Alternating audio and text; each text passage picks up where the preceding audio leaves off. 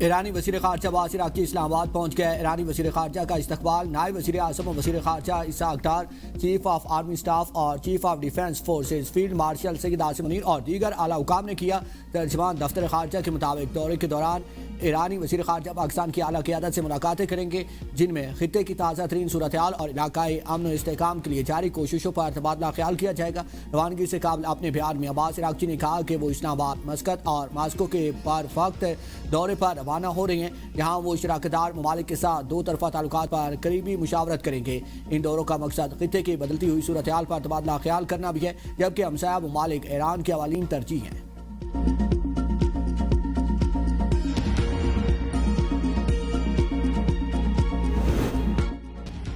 امریکی صدر کے خصوصی ایلچی اسٹیو وٹکوف اور جیرڈ کوشنر ہفتے کی صبح پاکستان جائیں گے۔ ترجمان وائٹ ہاؤس کیرولین لیوٹ کی تصدیق، کہا مذاکرات میں نائب صدر جے ڈی وینس کا فی الحال شرکت کا کوئی ارادہ نہیں، کیونکہ ایرانی اسپیکر باقر کالیباف بھی ان مذاکرات میں حصہ نہیں لے رہے۔ اگر مذاکرات میں پیش رفت ہوئی تو نائب صدر اسلام آباد سفر کرنے کے لیے تیار ہیں کہ ان کے عملے کے ارکان پاکستان میں موجود ہوں گے جو ان مذاکرات میں شرکت کریں گے۔ پورے مذاکراتی عمل میں پاکستان شاندار دوست اور ثالث رہا۔ ایران کی جانب سے پیش رفت نظر آ رہی ہے۔ ایران نے خود رابطہ کیا اور بالمشافہہ ملاقات کی درخواست کی۔ امریکی وفد پاکستان کی ثالثی میں ہونے والے مذاکرات کے لیے جا رہا ہے۔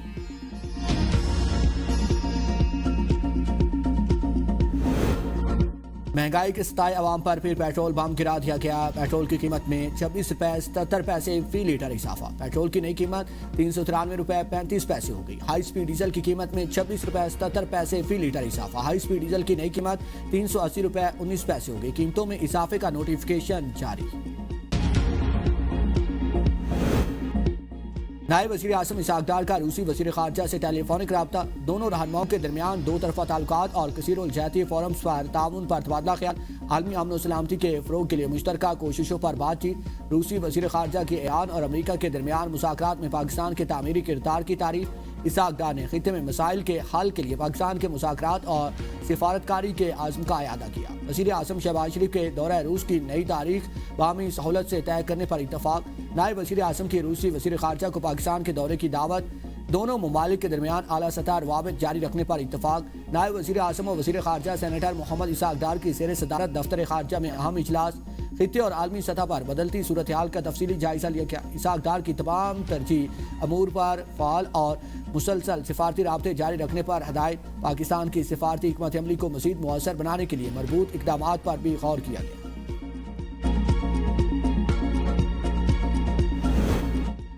اعتدال پسند ہیں نہ شدت پسند، ہم سب ایرانی اور انقلابی ہیں۔ ایرانی صدر مسعود پزشکیان اور اسپیکر باقر کالیباف کا صدر ٹرمپ کے بیانات پر رد عمل، کہا کہ رہبر معظم کی مکمل پیروی کرتے ہوئے جارے کو پچھتانے پر مجبور کر دیں گے۔ ایرانی صدر نے بد نیتی اور ناکہ بندی کو حقیقی مذاکرات میں اصل رکاوٹ قرار دے دیا۔ باقر کالیباف نے کہا کہ امریکی ناکہ بندی میں جنگ بندی بے معنی ہے۔ ایرانی چیف جسٹس غلام حسین محسنی نے امریکہ کو وارننگ دیتے ہوئے کہا کہ کشتیاں اور جدید زیر آب ڈرونز امریکی جہازوں کی تباہ کے لیے تیار ہیں۔ اگر امریکی جہازوں نے حد پار کی تو نشان عبرت بنا دیں گے۔ ایرانی سپریم لیڈر کے مشیر محسن رضائی نے کہا ہے کہ ایران متحد، یکجا اور ایک صدا ہے، جبکہ امریکہ مسلسل اسٹریٹجک غلطیوں کا شکار ہے۔ امریکہ کی ایران کے پاس ایک اچھا معاہدہ کرنے کا موقع ہے۔ ہمارا مقصد واضح ہے، ایران کسی صورت ایٹمی ہتھیار نہیں بنا سکتا۔ امریکی وزیر جنگ پیٹ ہیگسٹ کی نیوز کانفرنس، کہا کہ ایران کے لیے بہتر ہوگا کہ وہ ایک اچھی ڈیل قبول کرے۔ امریکی فوج نے متعدد بحری جہاز قبضے میں لیے اور مزید بھی لیں گے۔ اپنا ہرمز پر مکمل کنٹرول ہے، ہماری اجازت کے بغیر کوئی نہیں جا سکتا۔ تجارتی جہاز ہماری شرط پر گزریں گے۔ ایران کو مذاکرات پر مجبور کرنے کے لیے ناکہ بندی سخت کر دی ہے۔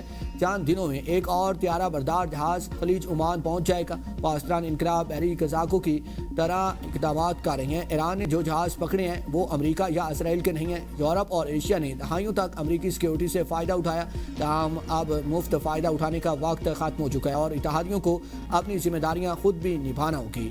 جنرل ڈین کین کا کہنا ہے کہ ایران اپنے پڑوسی ممالک پر حملہ اور گلوبل شپنگ پر ٹیکس عائد کر کے جنگ کے اثرات، ملک میں مہنگائی کا طوفان تیز، عوام کی جیبوں پر ڈبل حملہ، ایک ہفتے میں مہنگائی کی شرح 12 سے 13% تک جا پہنچی۔ ادارہ شماریات کے مطابق ایک ہفتے میں 19 اشیاء ضروریہ کی قیمتوں میں اضافہ ہوا۔ حالیہ ہفتے 9 اشیاء سستی اور 23 کی قیمتیں مستحکم رہیں۔ ایک ہفتے میں آلو 3%، کوکنگ آئل 0.69% مہنگا ہوا۔ انڈے، مٹن، چکن اور گھی کی قیمتوں میں بھی اضافہ ہوا۔ ٹماٹر 27% اور پیاز 9% سستی ہوئی۔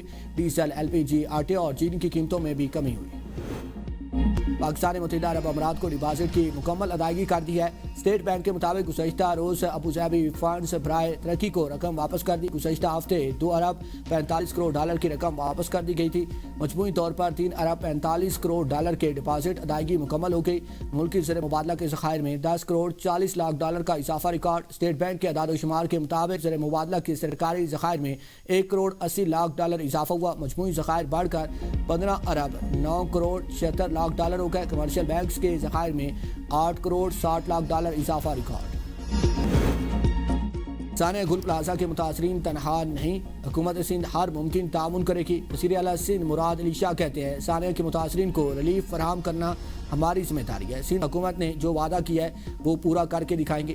سندھ حکومت پلازا کی دوبارہ تعمیر کا وعدہ پورا کرے گی۔ اتنی دکانیں بنے گی جتنی پہلے تھی، کسی کو ناجائز فائدہ نہیں اٹھانے دیں گے۔ جوڈیشل رپورٹ کے مطابق ذمہ داروں کو انصاف کے کٹہرے میں لائیں گے۔ ثانیہ گل پلازا میں لوگوں کی ساری زندگی کی کمائی ختم ہو گئی۔ 63 کیسز میں ادائیگی ہو چکی ہے۔ ہر خاندان کو 5 لاکھ روپے دیں گے۔ 4 سے 5 متاثرین کا ابھی تک معلوم نہیں ہو سکا۔ حکومت نے ترقیاتی کام جاری رکھنے کا اعلان کر دیا ہے۔ وعدے کے مطابق فیکٹریز کی بحالی کا عمل جاری رہے گا۔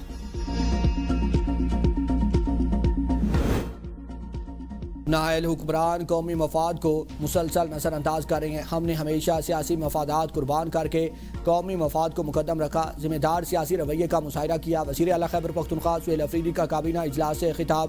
کہا پاکستان کو امن اور مذاکرات کے کردار پر عالمی پذیرائی ملی۔ ہماری PTI 24 سال سے اسی پالیسی کے داعی رہی ہیں، ہمیشہ مذاکرات اور امن کو ترجیح دی گی۔ 9 اپریل کا جلسہ پاکستان کے وسیع تر قومی مفاد میں ملتوی کیا۔ ملکی مفاد میں وفاقی حکومت کے اجلاسوں میں شرکت کی۔ مسلط شدہ حکمران صرف اپنی انا کی تسکین اور ذاتی مفادات کو ترجیح دے رہے ہیں۔ موجودہ رویہ برقرار رہا تو وفاق کے ساتھ عدم تعاون اور بائیکاٹ کی پالیسی اختیار کی جائے گی۔ کابینہ اجلاس میں اسپیکر اور deputy speaker Khyber Pakhtunkhwa assembly کے مراحل سے متعلق مجوزہ قانون میں رد و بدل کرنے کا فیصلہ۔ وزیر اعلیٰ کی ہدایت پر اسپیکر اور ڈپٹی اسپیکر کی تنخواہوں اور استحقاق ایکٹ سے